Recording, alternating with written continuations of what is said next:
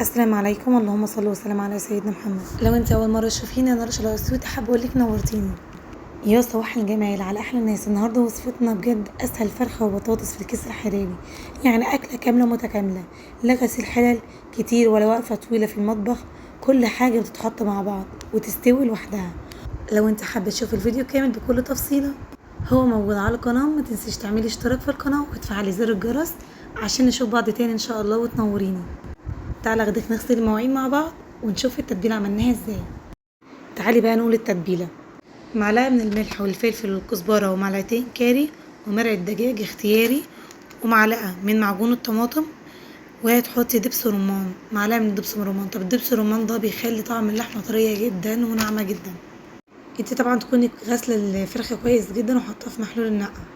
هتجيبي التتبيله اللي احنا عملناها، هتتبلي بيها الفرخه من بره ومن جوه، وهتسيبيها لمده 10 دقايق، وتجيبي حله على النار. هتحطي معلقه من السمن وتنزلي بالقوانص اللي انت مقطعاها صغيره، وبعد كده اول ما لونها يتغير ويدخل فيها السوا تنزلي بالكبد المتقطعه برضو صغيره، وهتجيبي الرز اللي انت غسلاه كويس جدا وتحطيه عليهم. وبعد كده هتاخدي معلقتين من اللي احنا عاملينه، اللي هو ايه، الخلطه اللي احنا عاملينها، اللي احنا متبلين بيها الفراخ، اللي هي البصل، وحطينا فيها كل الكاري والملح والفلفل الكلام ده. تاخدي منها معلقتين وهتشوحيهم بالرز بالكبد بالقوانص مع بعض، وهتنزلي ميه سخنه. وبعد كده هنحشي الفراخ ونحطها في كيس حراري، وهنحط بطاطس معاها، وبقيه الخلطه اللي احنا عاملينها بتاعه الفراخ هنحطها برضو على البطاطس.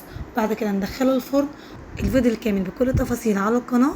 متنسيش تعملي اشتراك وتحطي لي لايك وتكتبي لي كومنت كده حلو زيك عشان نشوف بعض تاني ان شاء الله. في رعايه الله، مع السلامه.